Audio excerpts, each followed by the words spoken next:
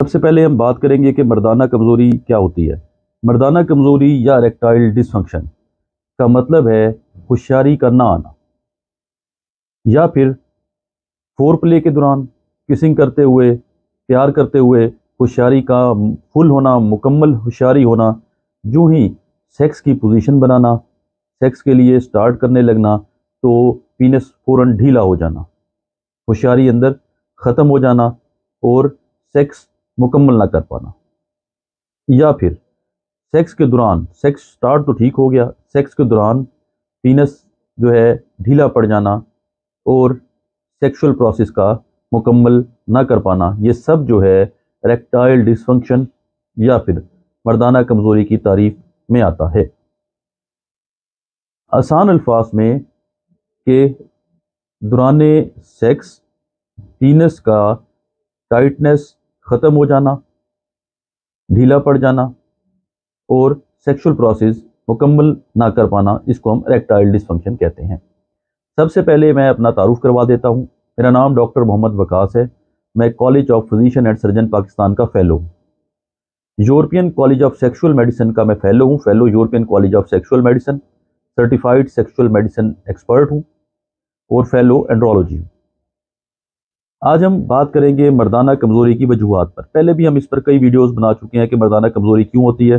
اس میں دو طرح کی وجوہات ہوتی ہیں، ایک ہوتی ہیں جنرلائزڈ، مطلب کہ بیماری جو ہے پورے جسم کو متاثر کر رہی ہوتی ہے اور وہی ہوشیاری میں کمی کا باعث بن رہی ہوتی ہے، جیسے کہ بلڈ پریشر، شوگر، سگریٹ پینا، ہائی کولیسٹرول لیول، لو ٹیسٹوسٹرون، سائیکولوجیکل پرابلم، اس طرح کی جو بیماریاں ہیں جو کہ پوری جسم کو متاثر کر رہی ہوتی ہیں۔ بلڈ کولیسٹرول ہے تو پورے جسم میں زیادہ ہے، یہ اور بات ہے۔ اس کے ایفیکٹس پہلے پینس میں آگے، ہوشیاری کم ہو گئی، باقی جسم میں بھی ایفیکٹ ہو رہے ہوں گے، موٹاپا ہو رہا ہوگا، ذہن بھی کمزور ہو رہا ہوگا اور جسم میں ویکنیس اور کمزوری ہو رہی ہوگی۔ شوگر کا بھی اسی طرح ہی ہوتا ہے، بلڈ پریشر کا بھی۔ یہ جنرلائز مطلب کہ جسم کی، پورے جسم کی بیماری ہے جو کہ سیکس کو ہی متاثر کر رہی ہے۔ دوسری جو اریکٹائل ڈس فنکشن کی وجوہات ہیں وہ آرگن یعنی کہ پینس کے اندر ہے۔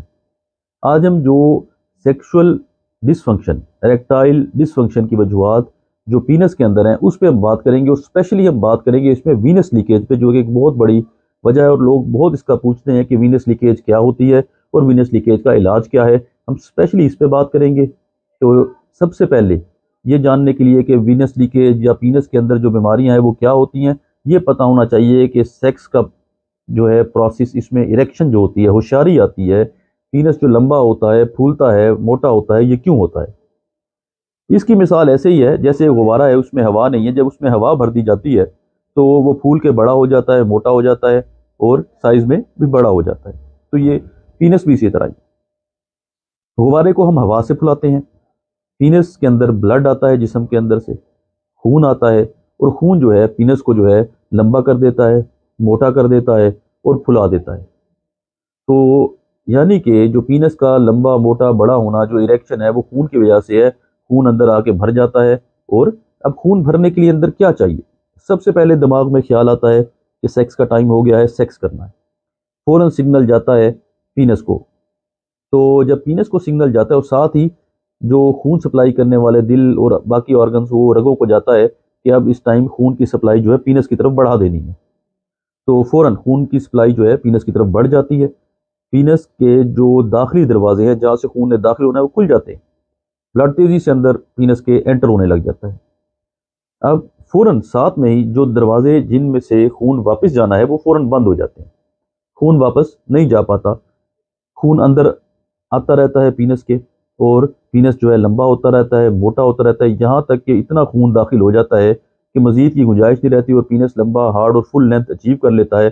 تو اس ٹائم دماغ کو سگنل جاتا ہے کہ بھئی کمپلیٹ بلڈ آ چکا ہے، پینس فلی اریکٹ ہے، تو جو خون آنے والے دروازے ہیں وہ بھی بند ہو جاتے ہیں اور جانے والے بھی بند ہو جاتے ہیں، تو خون اندر اکٹھا ہو جاتا ہے، پینس اریکٹ ہو جاتا ہے، اور سیکشل پروسیس جو ہے جس ٹائم مکمل ہو جاتا ہے، شخص ڈسچارج ہو جاتا ہے، تو اس ٹائم سگنل جاتا ہے کہ دماغ کو دوبارہ کہ کام مکمل ہو گیا ہے، تو خون کے جو واپسی کے دروازے ہیں وہ کھل جاتے ہیں اور پینس ڈاؤن ہو جاتا ہے۔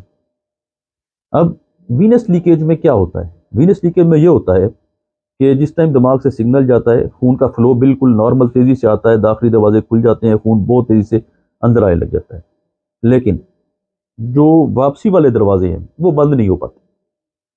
بعض لوگوں میں ایج زیادہ ہو جاتی ہے, ان کی جو دروازے جس جگہ سے جس ممبرین نے اس کو کلوز کرنا ہوتا ہے وہ ڈھیلی ہوئی ہوتی ہے, ان میں تھوڑا سا گیپ رہ جاتا ہے اور خون تھوڑا تھوڑا لیک ہوتا رہتا ہے اور ٹائٹنس فل نہیں آ پاتی. بعض میں دروازے بالکل ہی خراب ہو جاتے ہیں اور بلڈ آتا ہے ساتھ ہی واپس نکل جاتا ہے اور بالکل ہی ہوشیاری نہیں آتی. بعض میں اس طرح بھی ہوتا ہے کہ واپسی جانے والے اوریجنل دروازے تو بالکل ٹھیک ہیں, وہ ٹائٹ ہیں, لیکن ساتھ سے کوئی نئی رگ بن جاتی ہے جو کہ خون کو دروازوں کے اوپر سے بائی پاس کر کے آگے لے جاتی ہے اور خون جو ہے پینس کے اندر اکٹھا نہیں ہو پاتا, اس لیے ہوشیاری نہیں آتی. یہ ساری ایگزامپل جو ہیں, یہ ساری چیزیں جو ہیں یہ وینس لیکیج ہی ہے. چاہے دروازے بند نہ ہو پائے, چاہے ان کے درمیان تھوڑا پلے رہ گیا اور خون تھوڑا تھوڑا لیک کرتا رہ گیا, چاہے کوئی نیا چینل بن گیا, دو بیماریاں اکٹھی بھی اس طرح کی ہو سکتی ہیں. اسے ہم وینس لیکیج کہتے ہیں. وینس لیکیج کنفرم کس طرح ہوتا ہے؟ وینس لیکیج کنفرمیشن کا جو ٹیسٹ ہے وہ مختلف ٹیسٹ ہے. سی ٹی نوزوگرام ہوتا ہے, اس سے بھی ہو جاتا ہے سی ٹی اسکین سے, لیکن جو آسان ٹیسٹ ہے, کامن ٹیسٹ ہے, وہ پینائل ڈوپلر الٹرا ساؤنڈ ہے. پینائل ڈوپلر الٹرا ساؤنڈ ہمیں بتا دیتا ہے کہ کتنا جو ہے ڈیفیکٹ ہے, کتنا بلڈ جو ہے لیکیج کتنی ہے, تھوڑی ہے, زیادہ ہے, اور جب بیماری تشخیص ہوگی پھر اس کا علاج کی باری آتی ہے.